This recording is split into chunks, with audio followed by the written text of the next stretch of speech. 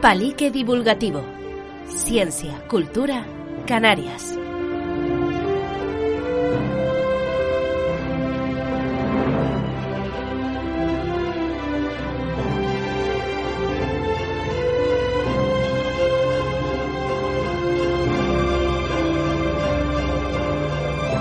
Hola a todos y bienvenidos a un nuevo episodio de Palique Divulgativo. Bienvenidos al capítulo número 120. Una semana más aquí contando la ciencia y la cultura de Canarias y por supuesto acompañado del mejor equipo posible. En primer lugar, nuestro ambientólogo, activista, pajarero de confianza, Adrián Flores. ¿Qué tal la semana, Adri? Qué gusto tenerte otra semana aquí consecutivamente, que se te había echado de menos las semanas anteriores. Y la verdad que hoy pinta programazo, ¿eh? Sí, la verdad es que te voy a ser sincero, estoy a tope, estoy reventado físicamente también, pero digo, o voy a palique y desconecto un poco, o peto del todo, ¿vale? O sea que, bueno, perdón si estoy hoy un poco en horas bajas, pero nada, seguro que como siempre va a ser un programazo, además con una invitada de lujo, perdón por el spoiler, Dani, pero eso, que va a ser un palique interesantísimo. En realidad no es spoiler porque nosotros la presentamos, pero luego en la biografía, en la descripción del episodio siempre detallamos quién viene. Entonces, hacemos el paripé este Llevamos cuatro por temporadas, hacerla, ¿verdad? cuatro Tres temporadas y yo me temporadas doy y cuenta de media. eso ahora, ¿sabes? Bueno, sí, Bueno, bueno. bueno, sí, cosas, ¿no? Después de 120 capítulos nunca es tarde para darse cuenta de estas cosas. Y me alegro que te animes a sumarte esta semana porque hoy no tiene desperdicio. Nunca lo tiene, que siempre es uno fatal y hago faltados al resto de invitados, que no es el caso, ¿vale? Pero bueno, siguiendo con las presentaciones, vamos a pasar a nuestro otro componente que nos acompaña hoy, Víctor de León, capitán Pejeque, biólogo. ¿Qué tal, Víctor? ¿Cómo ha ido la semana? Hola Daniel, pues estoy un poco triste esta semana. Si hace 2 semanas estaba súper eufórico y dando volteretas, estoy súper triste porque me perdí por trabajo el palique con Pili, que es una persona a la que admiro muchísimo en lo personal, en lo profesional, que habla con una soltura, que tiene unas ideas y unas conexiones maravillosas y lo hace todo bien. Es que Dios, qué rubio me da. O sea, me da rabia no haberla entrevistado y me da rabia como persona. Es que, Dios. Pero, para compensar, estoy hoy aquí con una invitada a la altura, por lo menos. Ya veremos qué tal de resto. Bueno, la cosa ya veremos cómo va fluyendo, pero va a quedar una entrevista muy, muy chula. Y bueno, a la gente que Víctor ha vendido el capítulo con Pili súper bien, les invitamos a quedarse, a escucharse estar completo y luego se escuchan el de Pili porque están los dos muy, muy, muy bien. Dicho lo cual, bueno, indicar también que hoy nos falta Rafa, nuestro otro biólogo de aquí de Palique, y aquí al micrófono, como siempre, Daniel Prieto, físico y rara avis de este podcast. Como ya ha adelantado mi compañero Adri, hoy tenemos invitada y voy a pasar a presentarla, porque la verdad es que si la semana pasada teníamos un currículum importante, hoy también. Ella es graduada en Español, Lengua y Literatura aquí en la Universidad de La Laguna, tiene el máster de formación de profesorado en la misma universidad y actualmente está realizando el doctorado en el área de literatura hispanoamericana en la misma universidad, junto con el grupo de investigación Lead from Hum, Grupo de Literatura y Frontera Humboldt. Además, durante un periodo de Erasmus también cursó romanística en Alemania y bueno, también realiza labores de docencia en la Universidad de La Laguna, pues vinculadas precisamente al doctorado. Es autora de poemarios y relatos breves como La Flor del Verdugo, relato breve, perdón, del 2018. No sé si la portada será verde, ya nos lo dirá ella ahora, que ganó el premio Félix Francisco Casanova.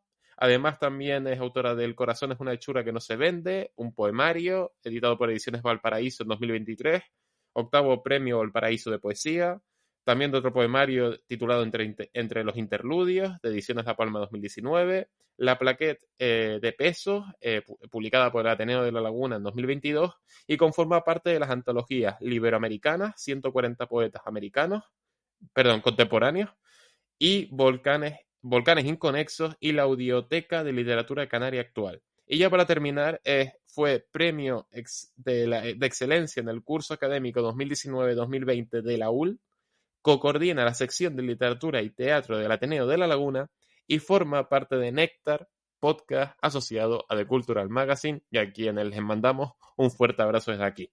porque hoy palicamos con Katia Vázquez. Katia, muchísimas gracias por aceptar la invitación, por animarte a venir a Palique. Esperamos que lo disfrutes y la verdad es que vamos a aprender muchísimo, porque nosotros de literatura, ni idea.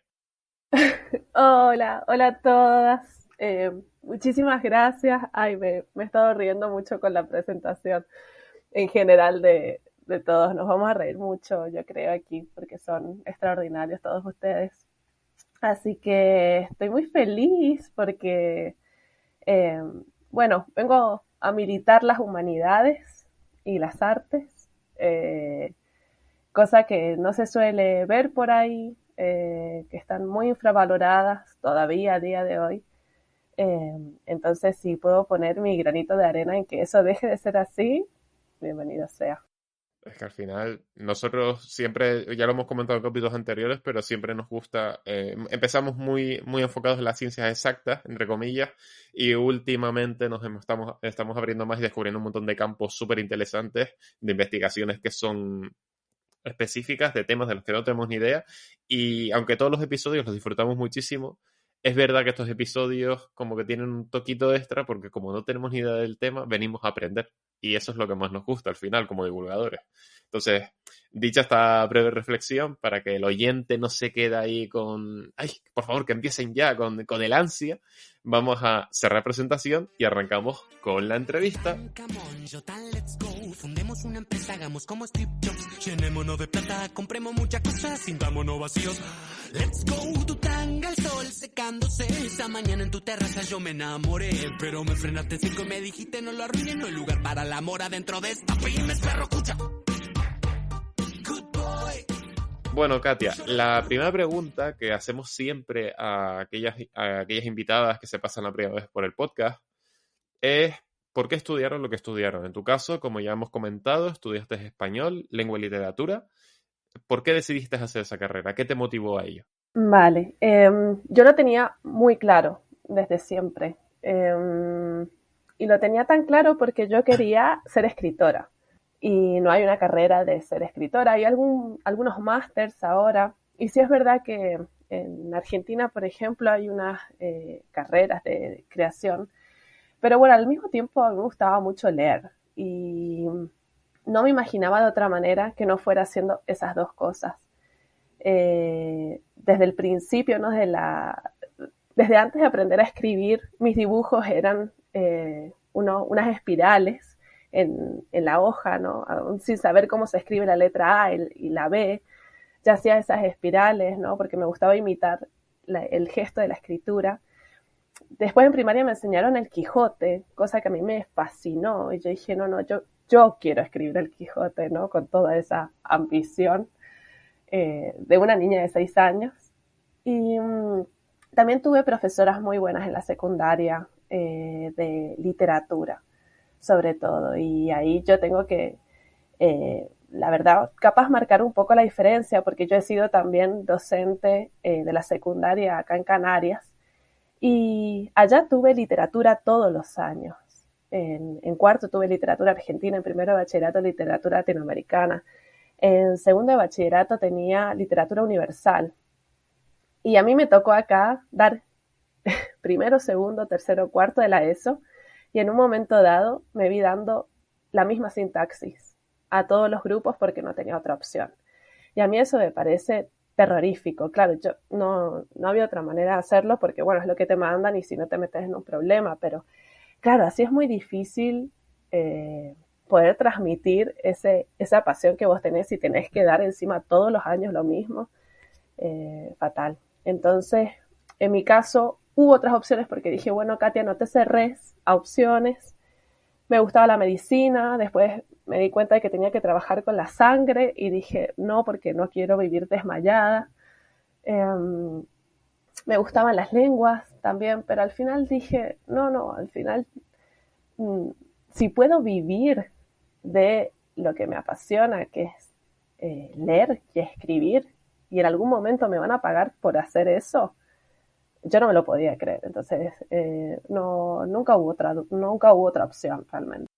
Yo es que comparto lo que comentabas y sobre todo el papel tan importante que tienen, sobre todo en estas asignaturas que son entre comillas, digamos, más densas, ¿no? Que suelen ser estas que acompañan como en toda la etapa educativa. Em, Porque a mí me pasó que eso, en primaria lengua era como una asignatura para mí súper pesada, precisamente por eso que comentabas. Y sin embargo, a la hora de llegar a bachillerato, di con dos profesores, uno en primero y otro en segundo, que de verdad, también te digo, admirable la pasión que tenían. O sea, uno fue el profesor que me hizo leerme El Lazarillo Tormes, El Quijote, etcétera, etcétera, todo este tipo de literatura, ¿no? Un poquito más antigua.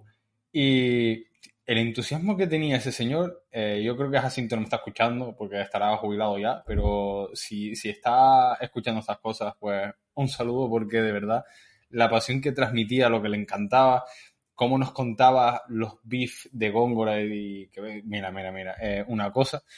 Y luego la segunda, en segundo bachillerato ya más preparando lo que era la PAU en esos tiempos viejos también, pues aún así, ¿sabes? Sacaban tiempo para, más allá del temario, intentarte picar con ese gusanillo de intentar meterte una cosa por aquí, otra por allá, y irte buscando como que al final es un abanico muy amplio y que también hay para todos los gustos. Y eso, yo creo que el sistema está un poco truncado en eso, ¿no? En que a lo mejor se convierte en una asignatura pesada por lo que comentabas, pero que hay que reconocer la labor que tienen los profesores en asignaturas como lengua, como matemática, como esas que se pueden hacer más pesadas, que la verdad que es admirable en buscar a la gente el que le coja el gusto a esas asignaturas al final.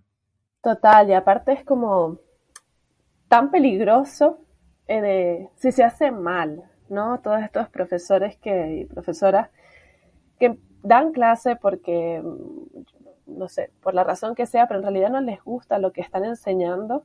Y eso puede ser la diferencia entre que una persona estudie una cosa o la otra, ¿no? Cada vez que yo en la universidad igual pregunto, ¿por qué se metieron en esta carrera? ¿No? Más si puedo dar a los de primero. Es increíble, el 90% te dice, bueno, porque yo tuve una profesora en el instituto que era muy guay y leíamos esto y hacíamos esto otro y podíamos escribir esto o nos hablaba de esto otro, ¿no? Es decir, surge ahí. Y así también fue en mi caso, obviamente, pero también he de decir de que, claro, en mi casa se leía mucho y esto es chistoso porque yo tengo una hermana más grande, 9 años más grande, que ella es física, ella estudió física en la Universidad de La Laguna y ahora trabaja en el acelerador de partículas, en el CERN.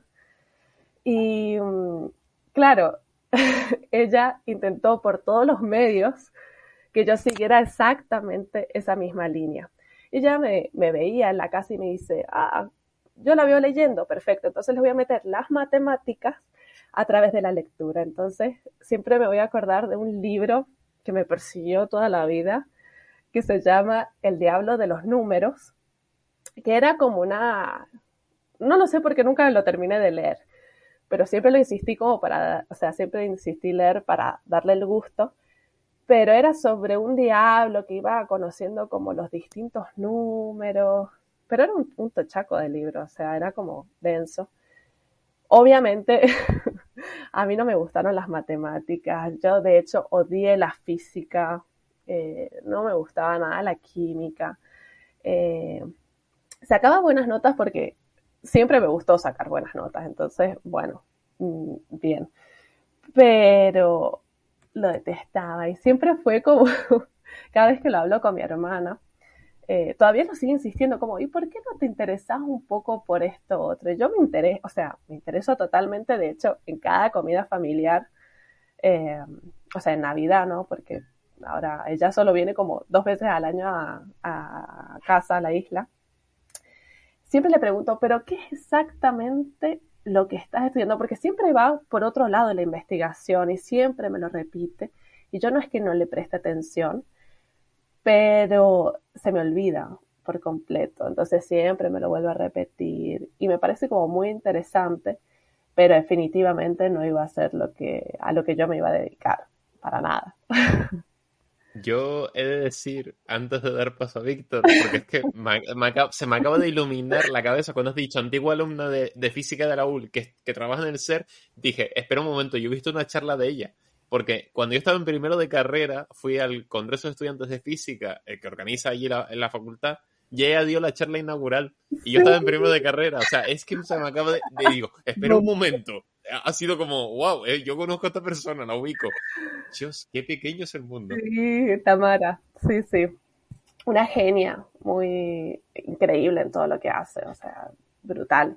Sí, sí. Me encanta que digas eso, Katia, lo de la genia increíble en todo lo que hace, porque el siguiente comentario era un flexeo sobre tu expediente, porque claro, encima te dan un premio como mejor expediente académico de la Universidad de La Laguna, corrígeme si me equivoco, y luego te metes a hacer un doctorado, ¿no? Que es como el arquetipo de genia investigadora, de pues mejor expediente académico, se mete a hacer el doctorado, ¿no?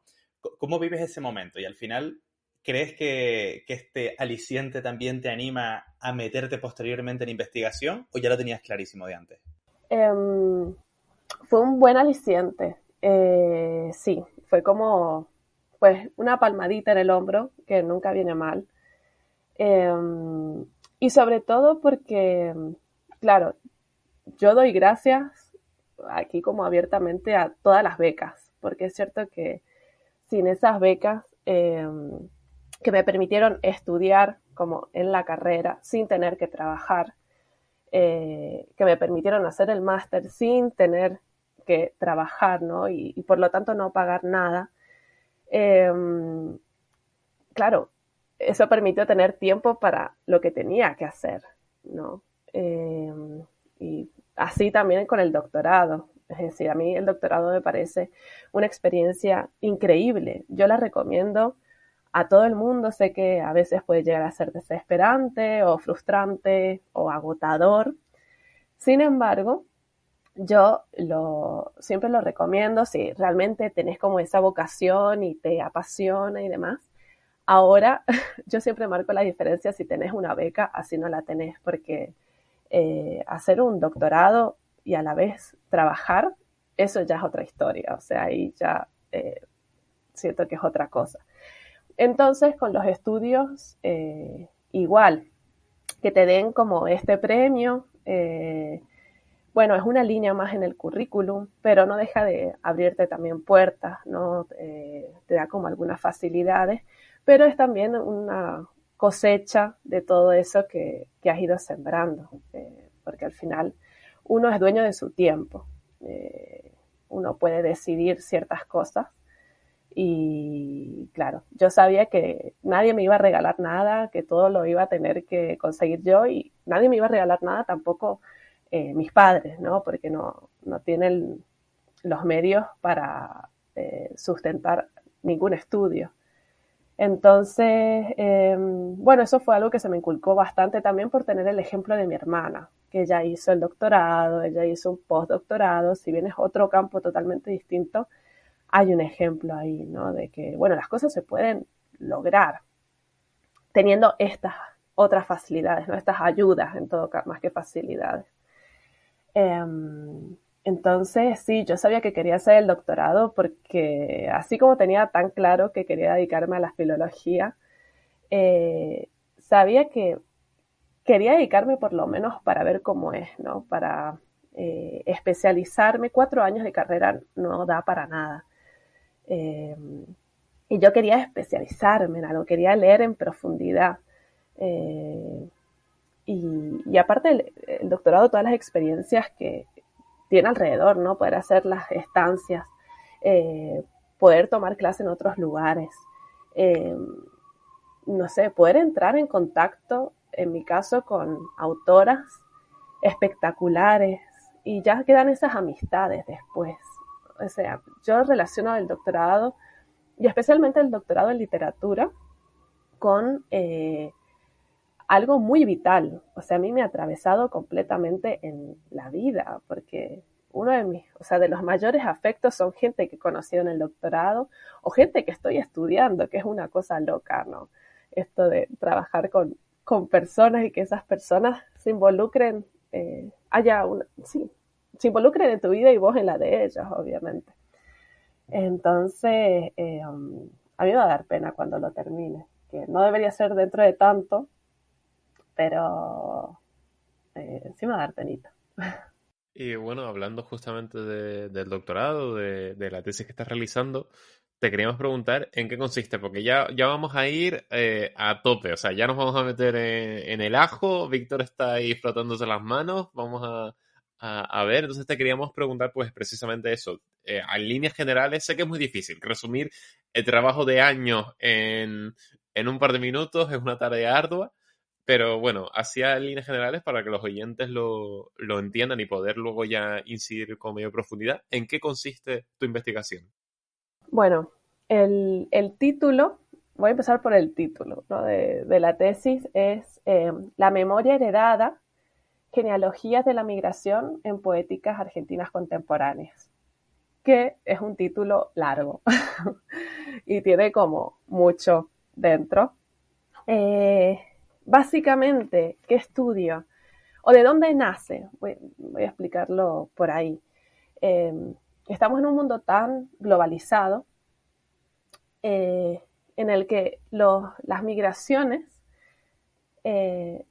son cada vez más frecuentes, ¿no? Estamos aquí, después estamos allá y también así nuestros padres, ¿no? Pero sabemos muy poco de esas migraciones pasadas, ¿no? Y esto lo llevo como a lo personal. ¿Qué sabemos de dónde vienen nuestros padres, ¿no? y nuestros abuelos? ¿Qué sabemos de ese pasado familiar o de ese lugar del que proceden? Ya sea ese lugar al otro lado del Atlántico o en la misma isla pero en otro pueblo, ¿no? ¿Por qué éramos pobres? ¿Por qué nos tuvimos que desplazar? ¿Qué hubo ahí? ¿Y por qué esa herida sigue abierta? Porque esa identidad de atrás, ese desplazamiento nos ha marcado a nosotros de alguna manera. Entonces lo llevo a Argentina, yo soy argentina, pero justamente Argentina es un país de muchas migraciones. De hecho, durante el siglo XX hubo una campaña política para atraer la migración, ¿no? Entonces, es como crucial. En todos los países hay más o menos migración, pero en Argentina la constituye. Pero ¿qué ocurre? Que a la vez, esto lo han dicho presidentes, que Argentina desciende de los barcos. Y eso es muy peligroso, porque ¿qué había en Argentina antes de esos barcos, no? Es decir, eso se olvida por completo, pero a la vez hay una migración que no solo es a través de barcos, que se sigue dando a través de a pie o en guagua o en distintos tipos de transporte.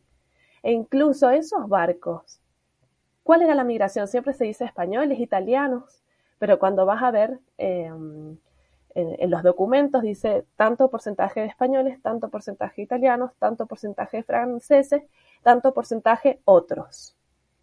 ¿Quiénes son esos otros? ¿No? Entonces, a la vez me voy a la poesía, porque se ha escrito mucha narrativa sobre esto, pero digo, y en la poesía, que también es el campo que más me interesa, y desde donde creo que se puede acceder a esos secretos, ¿no? de otra manera, de una forma también muy bella. ¿Quiénes están escribiendo sobre esto que les antecede, ¿no? Entonces yo, después de esto, una investigación muy grande, después de leer muchísimo, después de hablar muchísimo, concreté un corpus de autoras que escriben sobre su pasado familiar, sobre cómo su familia llegó a Argentina. Y busqué justamente 4 de orígenes distintos.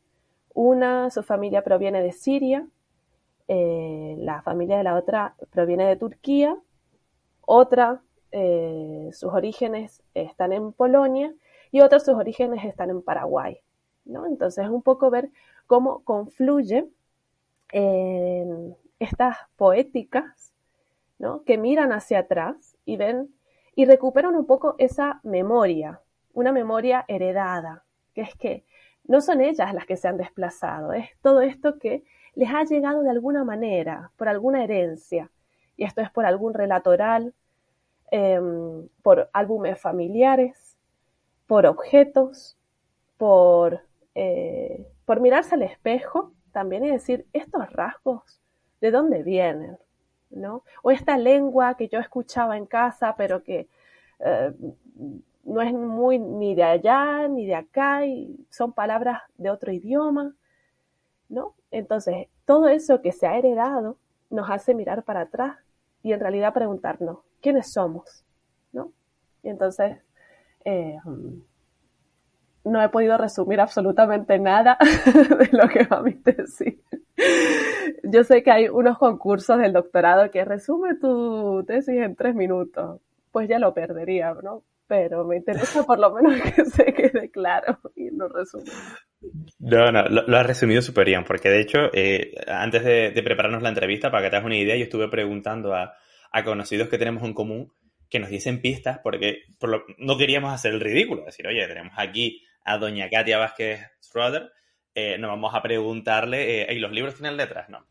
Entonces, claro, yo me había creado como un concepto de tu tesis y la verdad es que me lo has redirigido súper bien, porque en mi cabeza yo había pensado, ¿vale? Mujeres, poesía, emigración, mujeres latinas, como ese volver o dar importancia a esas mujeres latinas que hacen poesía en este caso, y ha sido un poco, evidentemente se les da esa importancia, por supuestísimo, pero al revés, ¿no? Son mujeres de distintas partes del mundo, puede ser también latinas, como el caso de esta poeta paraguaya, pero entiendo que va entonces un poco sobre esas dudas sobre la identidad que se genera, en este caso, en una mujer migrante en un nuevo territorio que es Argentina, y cómo eso se ve reflejado a través de la poesía, entiendo. Exacto, y no solo de esa mujer migrante, sino en su descendencia, ¿no? En esas personas que son las que escriben, estas poetas, son argentinas y no han salido de Argentina. Sin embargo, tienen todo un trasfondo de un desplazamiento, ¿no? Y claro, lo podemos llevar, que esto es lo interesante de la literatura, ¿no?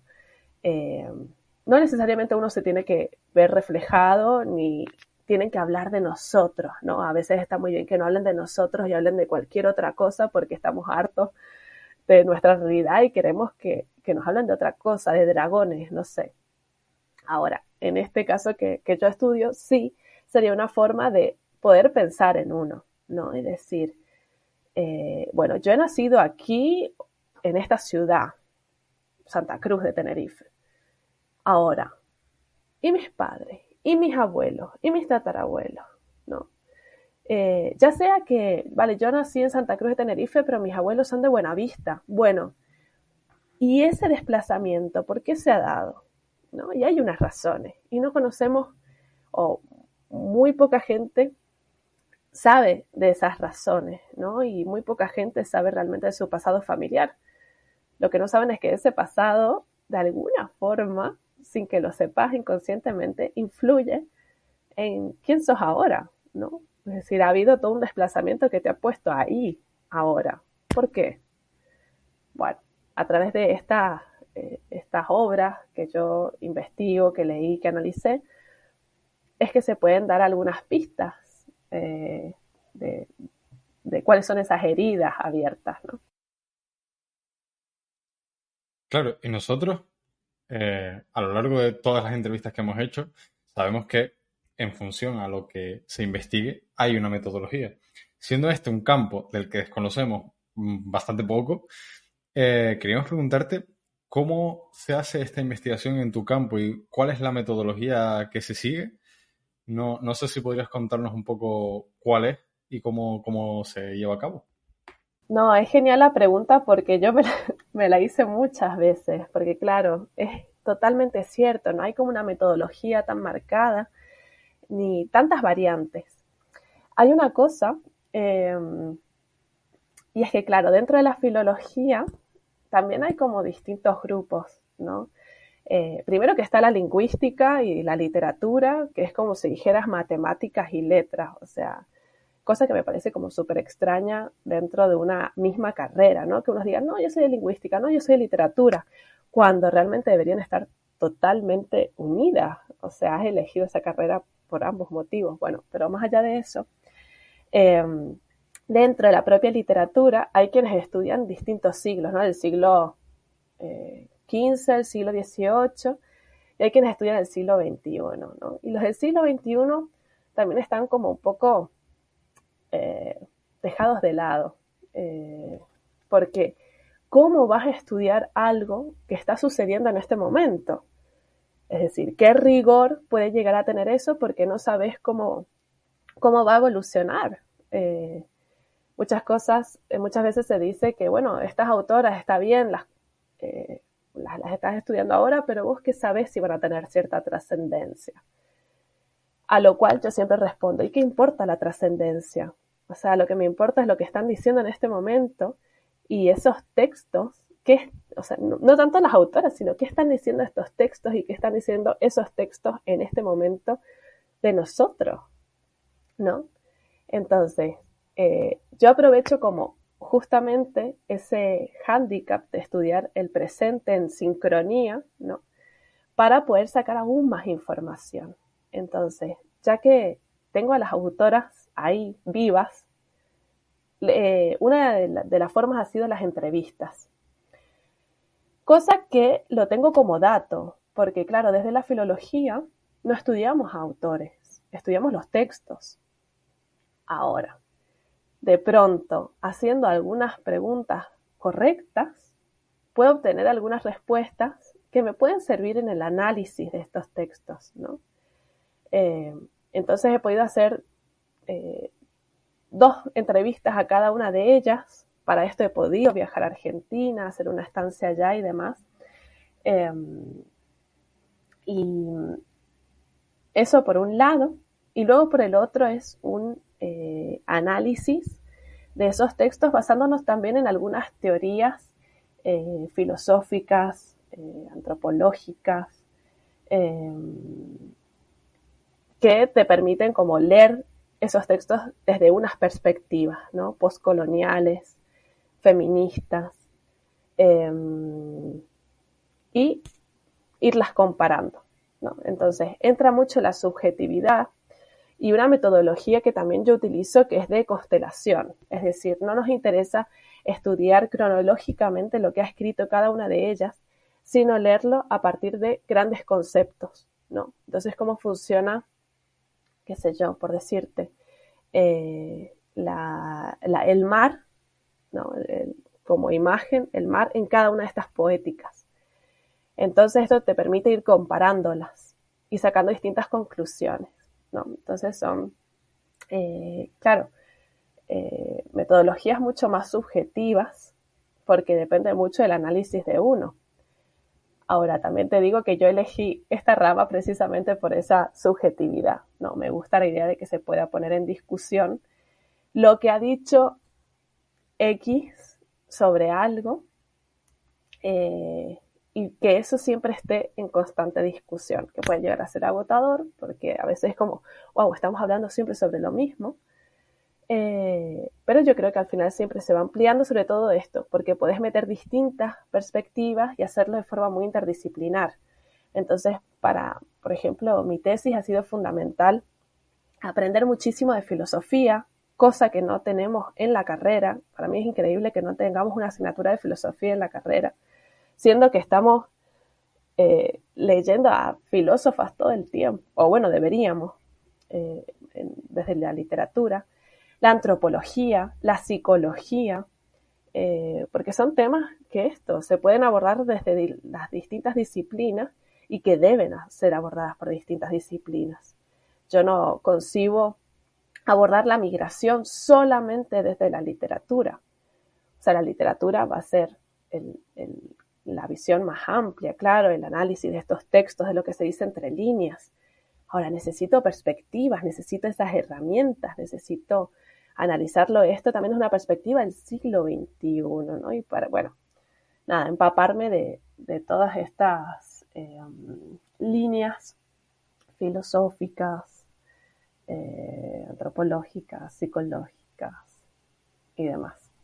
Y yo, la verdad es que no era una pregunta que teníamos en el guión y me fustigo un poco porque me parece terrible que no se me ha ocurrido, pero justamente ahora cuando estás investigando, digo, cuando estabas comentando el cómo investigas, el cómo lo haces, me da mucha curiosidad saber en qué punto estás ahora mismo de tu tesis, porque no sé si a lo mejor haces un determinado bloque de entrevistas, sacas unas conclusiones, luego haces otro, o simplemente haces toda la parte de recogida de datos y luego ahora es la etapa de análisis. ¿Cuál es el punto actual de dicha investigación? Sí, ya ahí recopilé toda la información que quería, seguramente hay más, pero en algún momento hay que terminar, ¿no?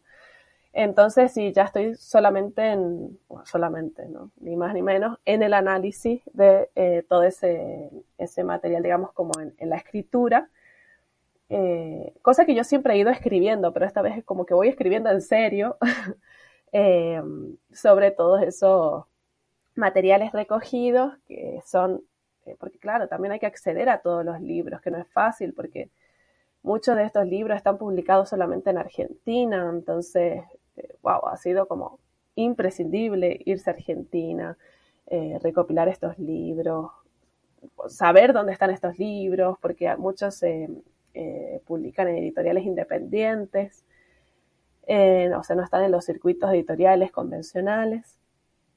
Y pero bueno, una vez que ya tengo todo eso, que ya lo he leído, ya están más que subrayados, ya he hablado con las autoras, ya tengo las líneas teóricas que necesito. Y una vez que ya tengo todo eso, ahora es como, listo, escribí, ¿no? ¿Cuáles son? ¿Qué hay acá? Entonces, ¿cuáles son al final las conclusiones? Entonces estoy, digamos, en las conclusiones que para mí es como lo más costoso de todo, ¿no? Decir, bueno, todo esto me ha llevado a qué. ¿Qué tengo aquí en mis manos? Al final, ¿qué resultado obtengo, no? Que juega mucho ahí no sé si es como un síndrome del impostor, decir, Dios mío, he tardado tantos años y ahora tengo que, o bueno, he tardado como los años del doctorado y tengo que sacar unas conclusiones significativas, ¿no? Que no necesariamente, igual la conclusión puede ser, esto no era así, y ya está. Y me quedo tan tranquila, pero no, algo sale. Bueno, eso también forma parte de la carrera investigadora, el decir, ok, he tomado este rumbo y después de muchas vacilaciones he dicho, pues a lo mejor se podía haber planteado de otra manera. Pero hablando de plantearlo precisamente de otra manera, tú investigas sobre escritoras argentinas cuyos antepasados vienen de otra parte y tienen como un proceso creativo influenciado por donde vienen. Comentabas algo que me parece muy bonito, el mar, por ejemplo, que por ejemplo en una isla como Tenerife se vuelve bastante relevante. Y en tu caso, tú podrías ser perfectamente una de las autoras de tu trabajo si estuvieses haciendo el ejercicio contrario de escritoras de origen argentino que acaban en otras partes del mundo, que acaban escribiendo poesía y que a lo mejor escriben sobre Argentina, como escriben sobre esos nuevos lugares o sobre su experiencia desde esa perspectiva. Y al final, claro, ya tienes muchísimas obras publicadas, poemarios, relatos breves, y te queríamos preguntar un poco qué es lo que te motiva a escribir, pero antes me gustaría saber si desde esa perspectiva que planteaba, porque a lo mejor me he tirado un triple y no tiene nada que ver con lo que tú haces, pero si desde esa perspectiva te has tomado también como referencia a ti misma para plantear ese marco que estabas buscando en esas otras poetas. Es una pregunta buenísima, pero buenísima, de verdad. Porque sí. eh, claro, en el momento en el que yo tenía que escribir mi proyecto de investigación, yo venía investigando cualquier otra cosa, la literatura transmedial, es decir, toda la literatura que está hecha a través de la tecnología o no necesariamente una tecnología electrónica, digamos, sino sacada del libro, ¿no? Toda la literatura que está hecha fuera del libro, generalmente a través de esto, de pantallas o de internet o qué sé yo. Pero en el momento en el que tuve que escribir ese proyecto de tesis, como que de repente dije, pero ¿qué voy a poder aportar yo desde lo personal sobre esto, que puedo hacerlo, ojo, se puede hacer una tesis doctoral, obviamente, sin volcar nada de uno, pero yo dije, capaz que lo puedo hacer más personal, si voy a pasar tantos años haciendo un doctorado, capaz algo puedo aportar desde lo que yo ya traigo, ¿no? Entonces ese fue el momento en el que yo, claro, ya tenía un proyecto de tesis escrito sobre esto, la literatura transmedial en Hispanoamérica, no sé qué, no sé cuánto. Que todo el mundo decía, excelente, Katia, porque está genial este tema, claro, con la inteligencia artificial, no sé qué, ideal, súper actual. Lo cambié todo y dije, no, yo quiero escribir sobre esto, porque capaz puede ser, esto nunca lo escribí así en la tesis, pero puede ser otro tipo de metodología, es decir, yo de alguna forma sé por lo que estas autoras han pasado, o por lo que ha pasado su familia, entonces capaz puede ser para mí mucho más cercano y más fácil de comprender todo esto que estoy leyendo, ¿no? Entonces fue fundamental eso y después, más adelante dije, ¿qué pasaría si yo hago por divertirme, por ejercicio, el ejercicio de escribir sobre cómo mi familia migró a Argentina, o sea, mis abuelos migraron a Argentina y mis papás a Canarias. Entonces, totalmente, no todos mis libros van sobre eso. Es más bien un proyecto que estoy desarrollando a partir de la tesis, pero sí es algo que me interesa y que me interesa mucho porque por esto, por algo personal, ya no por la investigación en sí, sino por decir, capaz esto que estoy estudiando yo también puedo escribir sobre esto, ¿no? Y lo puedo entender mejor y puedo obtener como otras conclusiones de esto mismo. Entonces, no sé qué me preguntaste antes, pero sé que esta era una respuesta a una de las preguntas que me dijiste. No, iban por ahí los tiros, no te preocupes sobre esa parte autobiográfica que también es tan importante en tu tesis, ¿no? Y Adri, creo que ibas a preguntar ahora algo tú, Sí, que me enrollé yo con esto de repente, salí ahí por la banda. y relacionado con esto que comentábamos, teníamos curiosidad por saber cómo es tu proceso creativo a la hora de escribir, si aplicas algún método en especial o si simplemente esperas a que surja y llegue la inspiración para ponerte a ello.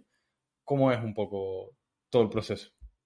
Pues eso siempre me lo planteo yo misma, ¿no? Porque hay veces que me gustaría escribir más de lo que escribo porque no me da el tiempo. Y porque también hay que estar como en un estado de poesía, ¿no? Es decir, si estoy escribiendo la tesis todo el día, es como difícil después conectar con otro tipo de escritura. Aún así lo intento, porque en realidad el ser humano cuenta por naturaleza, ¿no? La gente que dice, no, es que yo no conozco ningún cuento, yo no sé contar cosas, mentira, estamos contando cosas todo el tiempo, estamos impregnados de narraciones, hasta cuando no nos damos cuenta, y no solo de narraciones, no solo de historias, sino también de poesía. Y yo me he encontrado y es algo que me gusta, ¿no? Y por esto voy para responderte la pregunta. Me encanta que la poesía me asalte por sorpresa a través de la boca de otras personas, ¿no? Entonces me encanta ir en el tranvía, por ejemplo, y parar la antena, ¿no? E ir escuchando conversaciones, pero porque en esas conversaciones de pronto dicen algo que me parece como muy, muy ingenioso o muy bello o una forma de decirlo tan natural que se vuelve descontextualizado tan bello que como que me lo llevo, como que me voy apropiando de todas esas cosas que la gente va diciendo. Entonces igual en el momento no lo puedo escribir, pero es verdad que voy llevando con mi blog de notas, ¿no? Que a veces es en el móvil, o trato de llevar también como un cuadernito siempre encima donde voy apuntando esas cosas que escucho o que me inspira lo que escucho. Entonces ya después como que puedo de vuelta, como si fuera la tesis, porque de alguna forma también la tesis me la tomo como si estuviera escribiendo un poema muy largo y con muchas citas, pero en esa misma idea, ¿no? De ir como, ir sacando de la realidad cosas insólitas que nos rodean día tras día, y hay quien lo saca a través de la fotografía. Bueno, yo hago como una fotografía mental, sobre todo a través del oído, una fotografía a través del oído, y después lo llevo a la escritura. Entonces, esa es como un método que a mí me gusta mucho, porque me gusta mucho también recuperar historias de otras personas. Capaz también dado por esto de la tesis, ¿no? Me gusta mucho la oralidad y me encanta ver la oralidad plasmada en el papel. Entonces, porque también siento que va a aportar mucho a la escritura. Va a aportar una forma inmediata de reconocimiento con eso que estás leyendo. Entonces, eso, y por supuesto también tener siempre una buena lectura al lado. Yo las veces que más he escrito ha sido porque más he estado leyendo, o porque mejores cosas buenas, inspiradoras, de calidad he tenido cerca. Es fundamental, ¿no? Y incluso si igual no estás como en el mood de escribir por esto, porque has pasado todo el día trabajando, o te has pasado todo el día haciendo trámites, o has tenido un día fatal, de pronto leer algunos versos de alguien que te guste, te conecta directamente con, no sé, con esa otra fuente que puede ser de inspiración o de belleza o de la divinidad o de lo que sea, lo más sagrado que uno considere, y puedes empezar ahí a escribir. Digamos que ese sería como el método que tengo, sobre todo si vas teniendo ya un proyecto en la cabeza, ¿no? Hay algo que con proyecto me refiero a esto que te obsesiona. Hay algo a lo que le estás dando vueltas todo el tiempo. Puede ser una ruptura, entonces en ese caso sería el duelo, puede ser la muerte, puede ser la causa de esa muerte, puede ser la amistad, puede ser la migración. ¿No? Hay algo, y siempre dicen que un poeta es aquel que cava siempre en el mismo pozo, ¿no? Que está ahí como en eso, como buscando la respuesta a eso que tanto se interroga todo el tiempo, ¿no? Y así van saliendo los versos, que es la forma de acercarse a una verdad, pero sabemos que hay múltiples verdades. Una cosa que me parece fascinante, independientemente del campo, es esa habilidad que tenemos de llevo todo el día haciendo una actividad, ya sea escribir, ya sea leer o cualquier cosa.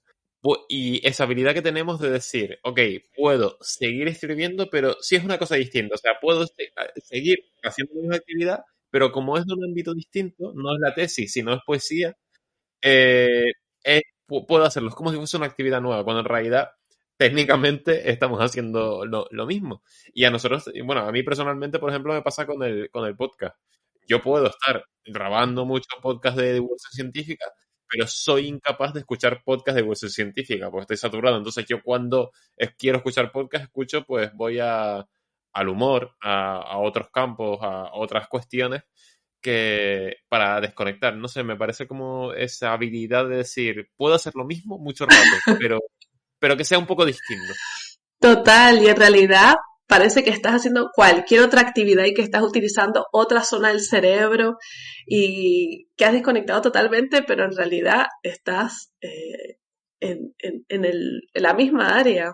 Es muy gracioso porque a mí me lo preguntan mucho, tipo, bueno, aparte de leer y escribir, ¿qué otra cosa haces? Y digo, bueno, pues leo esto otro y escribo estas otras cosas, que no es lo mismo, ¿eh? No, después obviamente hay otras aficiones, ¿no? Pero es verdad que siempre también nos movemos con, ya no solo en las mismas actividades, sino también, o ustedes díganme cómo lo ven ustedes, con personas que no digo que hagan lo mismo, pero se mueven en las mismas órbitas. Yo los veo a ustedes y digo, bueno, tiene bastante que ver lo que hacen, ¿no? Es decir, tengo muchas amigas y mucho de lo que hacen esas amigas es leer y escribir. Entonces, igual, los temas de conversación cuando nos encontramos es sobre el libro, es sobre qué cosas estamos escribiendo, sobre el libro que han publicado, ¿no? Entonces, es también otra vez, aunque sea, hemos ido a tomarnos un café o a tomarnos unas cañas o lo que sea, estamos hablando sobre eso de lo que queríamos desconectar. Pero no sé cómo lo ven ustedes. ¿Qué te vamos a decir? Si somos todo el rato, ¿sabes? Quiero decir, a lo mejor quedamos de vez en cuando para comer los cuatro y es hablar que...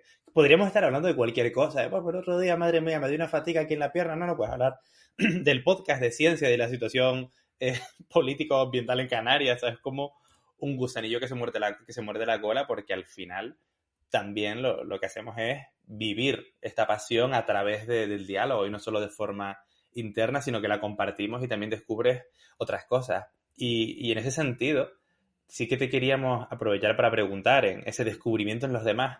Me gustó mucho algo que comentabas, de que a lo mejor ibas en el tranvía con la libretilla, no necesariamente atenta al que dirán, pero sí escuchando cualquier cosa.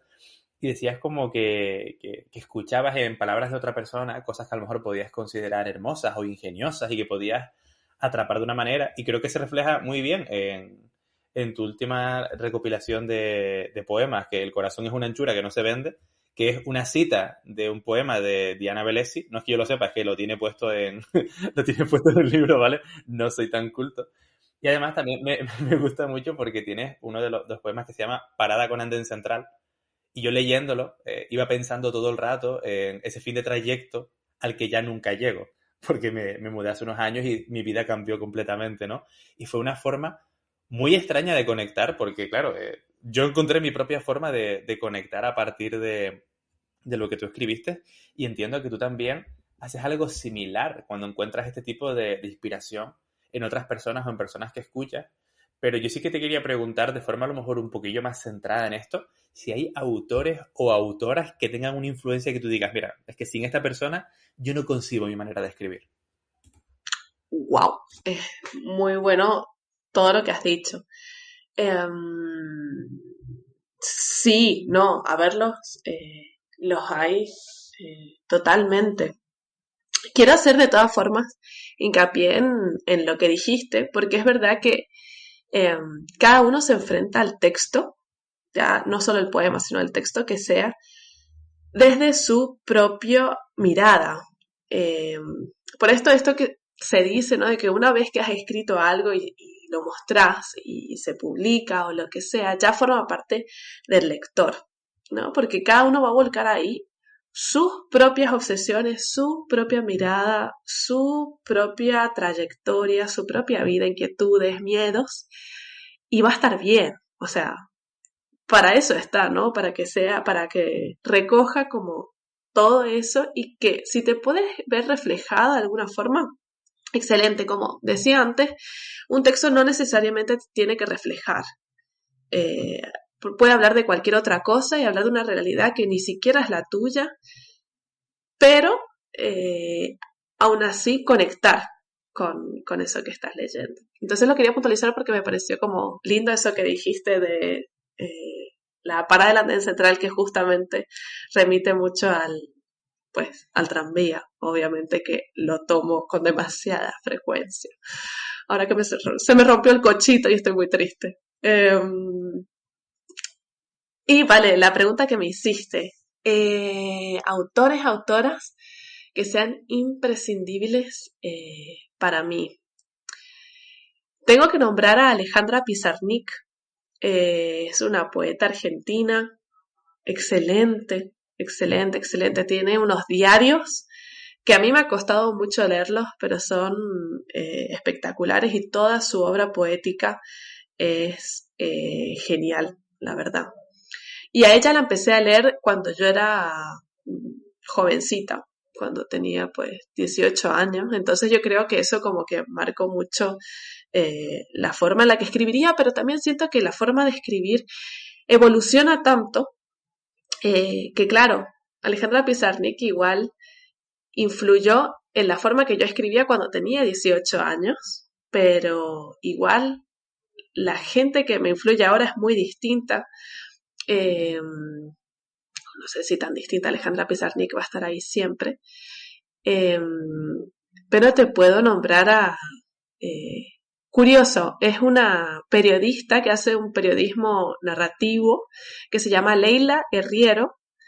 Es argentina también, pero escribe muchas notas en El País y la recomiendo mucho que la lean porque son así muy cortos y trabaja mucho desde lo cotidiano, que es algo, por ejemplo, en estas obsesiones, en este pozo que siempre estamos cavando, algo que a mí de hecho me obsesiona, que me gusta mucho. Esas pequeñas cosas que suceden el día a día, sin importancia, que parece que nos tienen que pasar las grandes hazañas, ¿no? Para poder contarlas, y no necesariamente, ¿no? Y esto de irnos a lo chiquito, a lo íntimo, a lo vulnerable, es lo que me interesa ahora y algo que, por ejemplo, esta autora, Leila Guerriero,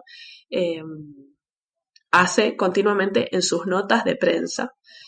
Tiene un libro que se llama Teoría de la Gravedad, que creo que de hecho recopila como muchos de estos artículos publicados en periódicos.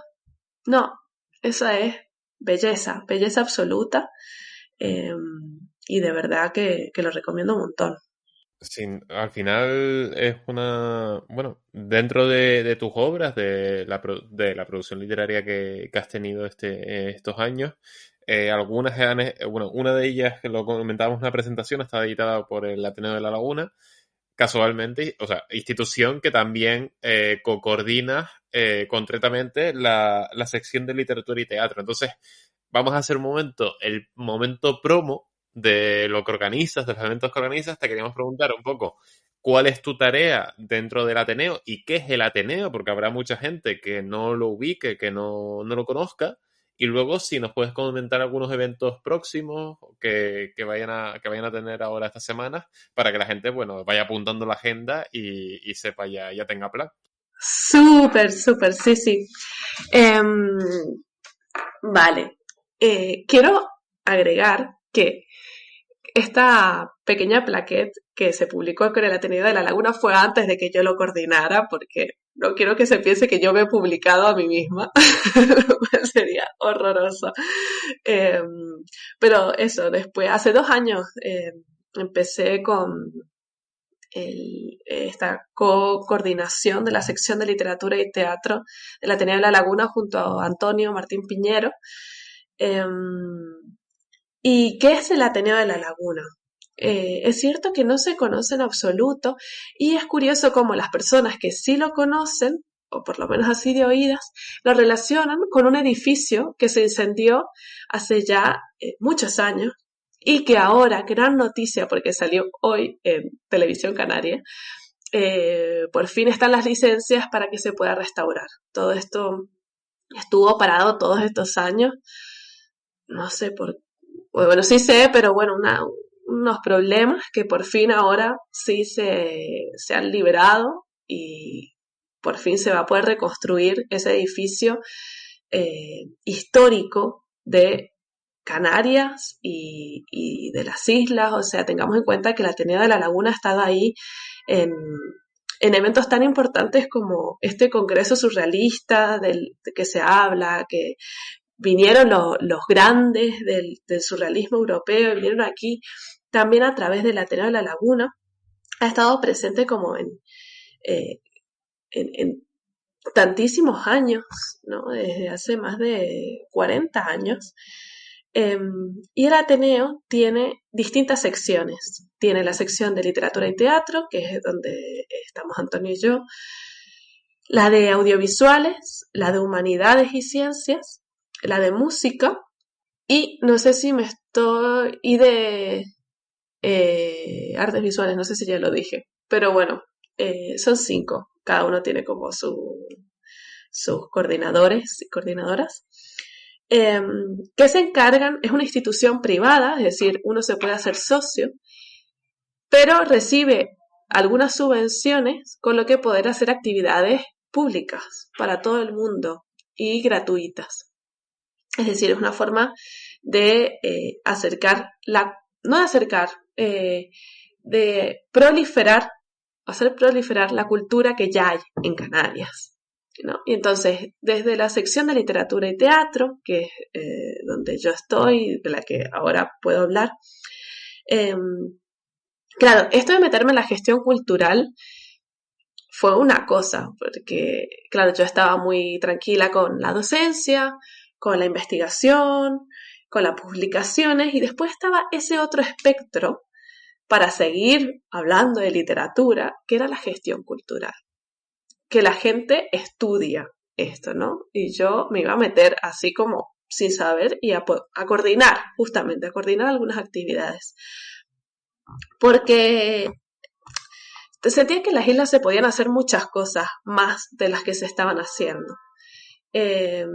Y tenía muchas ganas de hacerlas, ¿no? No tenía ganas de criticar y decir, es que no se hace esto otro, sino tenía ganas de realmente tomar la batuta y decir, bueno, siento que esto está faltando acá, lo hagamos, ¿no? Entonces, desde esta posición de coordinación, que por cierto es totalmente por amor al arte, porque la gente suele pensar que nos pagan y en absoluto, o sea, es un cargo totalmente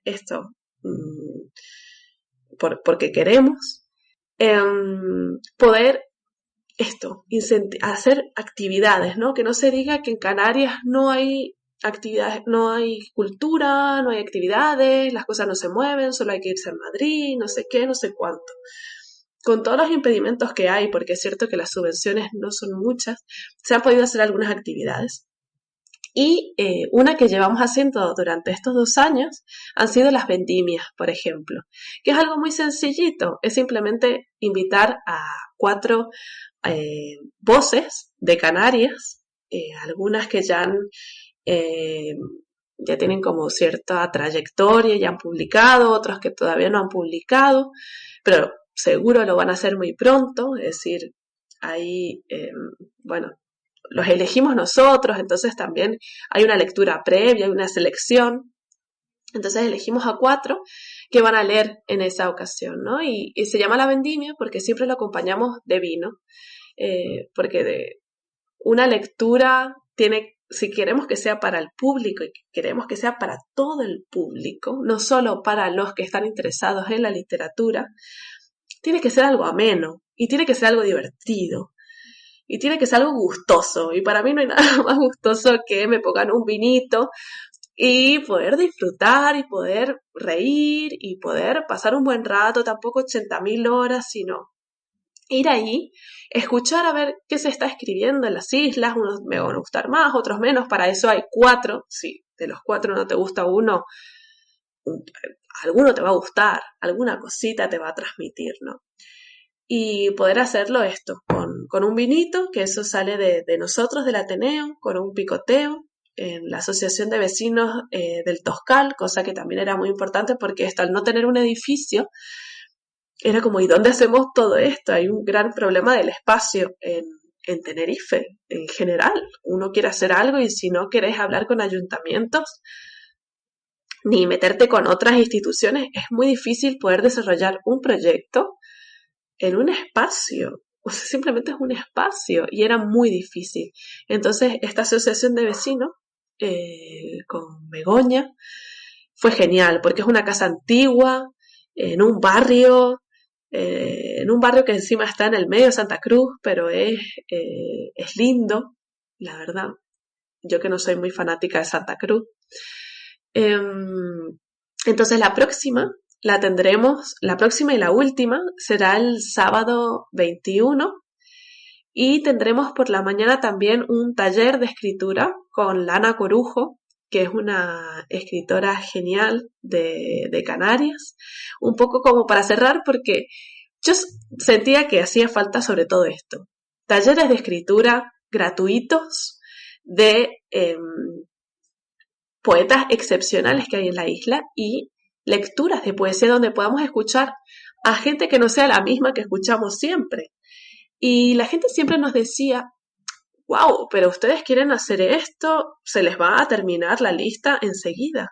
Y llevamos 2 años haciendo cada 2 semanas estas lecturas de 4 poetas. Como te digo, algunos gustarán más, otros menos, pero no se nos ha acabado la lista, no hemos repetido a ninguno. Entonces, para mí es sorprendente, yo misma me he sorprendido, porque yo también pensaba que se nos iba a acabar la lista. Y no es así. Y al final decís, wow, en un territorio tan pequeño como es Canarias, que haya tantas escritoras y escritores de una calidad tan alta, es impresionante, porque no es un territorio tan grande. Y de verdad que ha sido una sorpresa hermosa saber que hay tanta gente que escribe y tanta gente que se interesa por escuchar, porque no ha habido una vez que la sala no haya estado llena. Entonces, pues, es una súper alegría. Y viene súper bien, porque de hecho queríamos preguntarte para acabar, a ti como autora, como pregunta final, ¿qué mensaje te gustaría dejar para aquellos oyentes y personas que escuchen este capítulo que puedan ser los próximos en leer tu obra? ¿Qué mensajes te gustaría dejarles para quienes la lean? ¡Wow! Esa es una muy buena pregunta. Que no me odien, que no me critiquen. No. ¿Qué mensaje? Que intenten comprobar que hay de cierto en todo eso que leen. Que verifiquen a través de su propia experiencia qué tan rodeados estamos de eso que escribo, que pretendo escribir. Y claro, mi idea sería reforzar que existe la belleza, ¿no? Yo creo que todo el mundo sabe que existe, pero como que el culmen de la poesía es crear belleza. O reforzarla donde la haya, ¿no? Pero para mí la belleza es fundamental. Entonces, que si les sirve para crear ellos mismos esa belleza, adelante, ¿no? Yo creo que el mensaje sería gracias por leerme, no dejen de hacerlo. Y que se acerquen capaz, sin prejuicios. Un poco sin tener las cosas tan claras y leer en el texto, realmente meterse en el texto para ver qué hay ahí, qué de lo que importa en el mundo hay ahí. Me parece una reflexión súper buena y creo que es una invitación, de hecho. Si ya había algunos, si los que están convencidos, disfruten, lean. Yo ya estaba convencido, yo no he podido, no me ha dado la vida para comprar tu obra, pero va a caer y nos lo vas a firmar a Víctor y a mí y vamos a montar una Obvio. story desde Palique, obvio. Y bueno, y los que estaban dudosos, pues mira, yo no sé qué más alicientes quieren, así que adelante a tope con ello. Dicho todo esto, antes de pasar ya al cierre, a las despedidas, pues bueno, los oyentes que nos estén escuchando desde mediados de noviembre, sabrán que estamos en plena sección de estas mini entrevistas, de estos Paliques Hic que hemos estado haciendo en el marco del tercer Congreso Internacional de Jóvenes por la Investigación, organizado por nuestros amigos de Ginte.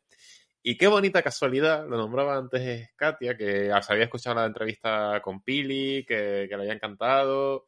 Pues qué casualidad que el Palique Hic de esta semana, dadas nuestras magníficas dotes de programación, es casualmente el de Pili. Entonces, si la semana pasada los oyentes se quedaron con ganas de escucharla después de toda la entrevista completa, hoy tienen un fragmentito de 5 minutos en el que podemos adelantar que no hablamos tanto de su investigación, pero sí se comentan aspectos de tartas.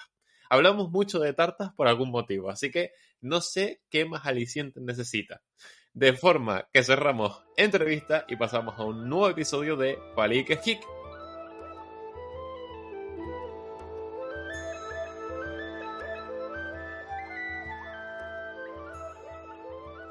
Hola a todos y bienvenidos a un nuevo episodio de Paliques Geek. Bienvenidos a estas mini entrevistas que estamos haciendo en el tercer Congreso Internacional de Jóvenes por la Investigación, organizado por nuestros compañeros de la Asociación GINTE. Hoy, en esta tercera entrevista, en esta tercer mini sección, por llamarla de alguna forma, tenemos a Pili Martín. Ella es investigadora del área de ecología de la Universidad de Las Palmas, de la Universidad de La Laguna. Uy, Dios me libre. Y bueno, Pili, muchísimas gracias por pasarte por aquí. Esperamos que lo disfrutes. Y te queríamos preguntar, ¿qué estás investigando? ¿Cuál es tu tarea ahora? Pues yo estoy investigando en el área de paleoecología, aquí en la universidad, y como el nombre dice en sí mismo, pues paleoecología. Estamos estudiando lo que serían preguntas clásicas de la ecología, pero con una perspectiva no desde el pasado, que es lo que viene a decir paleo. Vale, ¿y qué preguntas? ¿Sabes? Porque tenemos preguntas clásicas, entiendo que para alguien que sabe del tema, sabe cuáles son las preguntas clásicas, pero en este caso, yo siendo físico, y los oyentes, que a ver en qué consiste, qué están respondiendo. Pues lo que estamos haciendo es intentar reconstruir los ecosistemas del pasado de Canarias, es decir, saber qué tipo de vegetación había y también a partir de eso inferir cuáles eran las condiciones climáticas, ¿no? Todo esto dentro del contexto de cambio climático para poder mejorar nuestras predicciones de cara a, bueno, pues todo lo que se viene. Entonces yo específicamente aquí al Congreso he venido a hablar de cómo estamos haciendo reconstrucciones climáticas a súper largo plazo, estamos hablando de hasta 30.000 años de antigüedad, bastante para lo que manejamos aquí en Canarias, con una serie de datos que son largas, son continuas y nos van a permitir reconstruir la temperatura, la humedad y las precipitaciones del pasado de Canarias. Y como te decía, para así poder predecir mejor cómo va a impactar el cambio climático en Canarias en el futuro. Es un poco la filosofía que se sigue en historia, ¿no? De leer el pasado para no repetir en el futuro, o por lo menos para conocerlo hacia dónde vamos.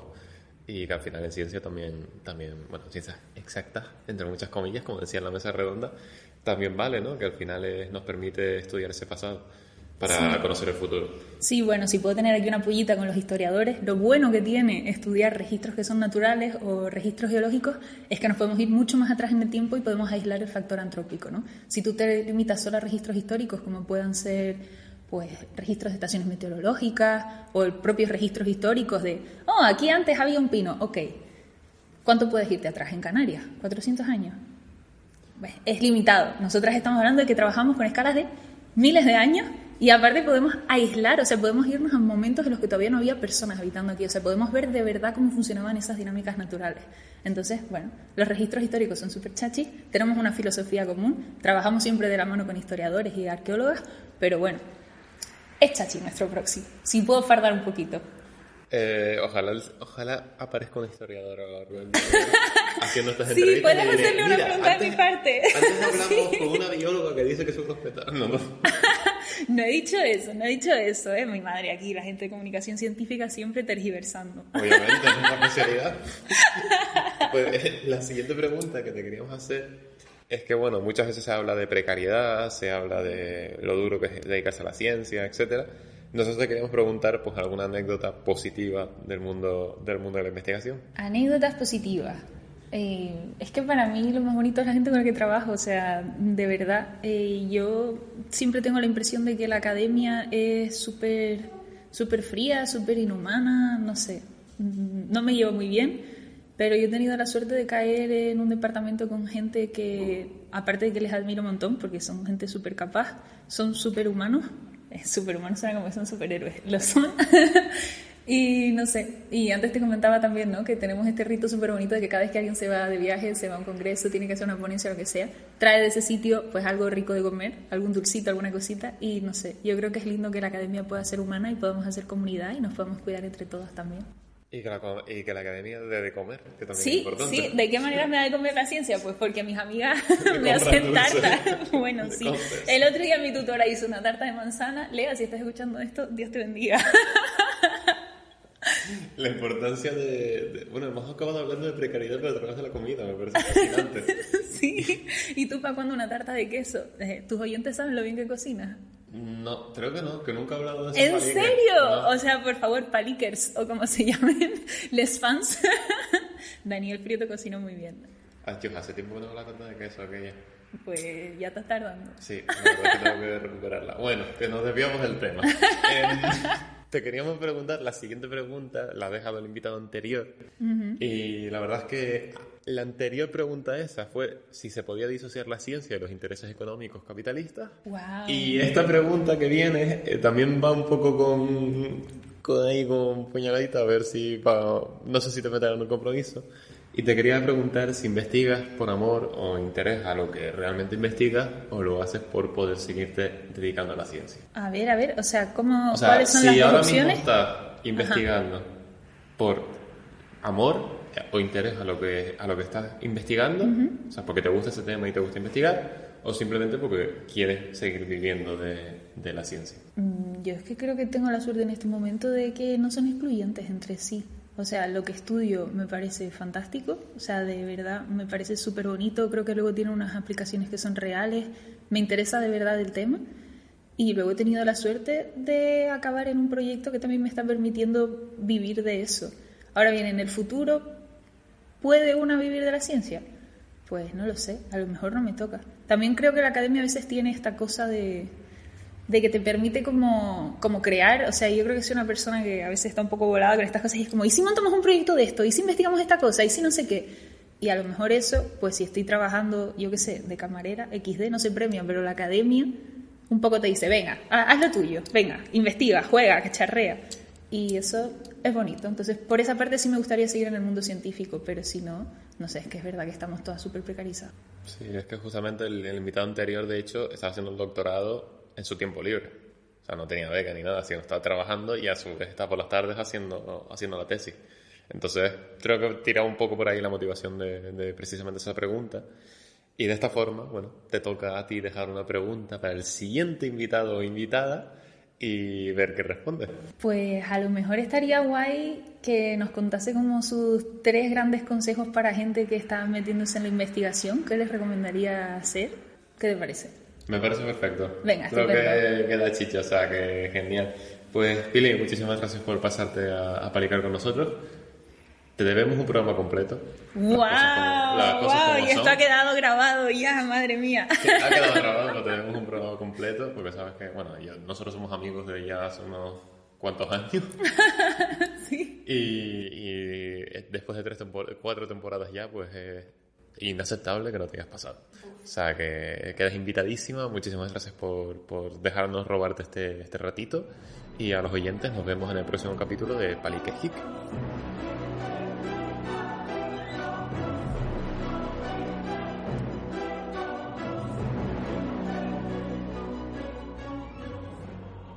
Esperamos que les haya gustado el aliciente de las tartas, que hayan disfrutado de eso. Y sí, aunque hace mucho que no cocino, soy bastante cocinilla, la verdad, y me gusta mucho la repostería. Pili lo desveló, era una cosa que no había nombrado nunca en este podcast y que ya sacó ahí a relucir. Que bueno, que tampoco es seguir unas instrucciones, tampoco es muy difícil. Bueno, no nos vamos a poner a reflexionar de gastronomía. Lo que sí vamos a hacer es agradecerte, Katia, que te hayas pasado por el podcast, que te hayas animado. La verdad es que ha quedado un programón, se me ha hecho súper corto. Ya lo adelantábamos en las stories de Palique, que se venía palicazo, lo ha sido. Mandarle también un saludo a todo el equipo de Cultural Magazine, que supongo que alguna oída echarán aquí a Palique Divulgativo. Y nada, menos a Kevin. Vale, venga. Kevin, eso sí, tenlo en cuenta. Hola, Kevin, ¿qué tal? Y bueno, Katia, esperamos que lo hayas disfrutado muchísimo y que Palique es tu casa. Si no es de Cultural, pero Palique es tu casa y que eres bienvenida cuando quieras. No, muchísimas gracias a ustedes. O sea, me ha encantado. Yo estaba tan entusiasmada. No hice otra cosa en el día que esperar la entrevista de hoy porque, no sé, me encanta poder conversar un poco, ¿no? De esto que también uno lleva tan por dentro, que es las investigaciones, ¿no? Y que a veces decías, ay, no voy a aburrir, entonces no voy a hablar de esto. Y que me hayan ofrecido esta oportunidad y aparte con preguntas tan buenas, de verdad, tan inteligentes que me ha encantado, así Nos que alegramos un muchísimo porque la gustazo. verdad es que ha sido un palique. Ya, de hecho, es que estábamos pensando, es de esos perfiles, a mí me pasó contigo, de repente fue como, Joder, claro, no sé dónde, no sé si quién me habló de ti o si encontré tu biografía en Google. O sea, por alguna forma de repente llegué a tu perfil y dije, ¿por qué no hemos entrevistado a esta persona antes? Entonces, qué guay que haya podido ser tan pronto, porque a veces decimos esto y se nos alarga el tiempo y no es cuestión, pero ha podido ser pronto, ha podido ser temprano para esta cuarta temporada. Y ha sido una gozada. Entonces, Víctor, si quieres añadir algo más al respecto. Es que yo no puedo añadir nada, la verdad, que ha sido un gustazo que estés aquí, Katia. A las personas que nos estén escuchando, que lean su último poemario, El corazón es una anchura que no se vende, y que el 21 de diciembre, por favor, vayan a este evento del Ateneo, a la Vendimia, que va a estar, me comentabas, Lana Corujo, ¿verdad? Sí, ella va a dar un taller de escritura por la mañana Pues, y después Lana, por que la tarde va a estar escritora recitando también. Yo Sí. leí el poemario de Ropa Vieja, me dejó destrozado, es una auténtica maravilla, o sea que no se lo pierdan porque de verdad que es Sí, fantástico. total. Las espero allá. Y ya espero que sigamos palicando Eso por supuesto. en O sea, otras la puerta está ocasiones. siempre abierta y alguna excusa buscaremos para volverte a invitar. Y Adri, tú también, si quieres comentar algo más. Nada, reiterar el agradecimiento y como dijeron tanto Dani como Víctor, estás invitadísima para el siguiente. Yo creo que no hay que ni que buscar excusa, porque de hecho tenemos aquí la lista de preguntas y se nos han quedado un montón en el tintero. Cosa que pasa bastante, pero de verdad, te digo, sin problema tendríamos para otro palique fácilmente, ¿eh? O sea que invitada está. Me encanta, yo Pues dicho encantada todo siempre, esto, por supuesto. ahora sí cerramos este programa, cerramos este capítulo 120. Nos vemos la próxima semana. Ya solo nos quedan 2 capitulitos hasta las vacaciones de Navidad. Luego volveremos a mediados de enero, como hacemos siempre, como hacemos todas las temporadas. Nos hacemos este parón navideño, pero bueno, no se apuren, no se preocupen, que quedan 2 capitulazos también por delante. Katia, ha sido de nuevo reiterar nuestro agradecimiento al respecto, ha sido un auténtico placer.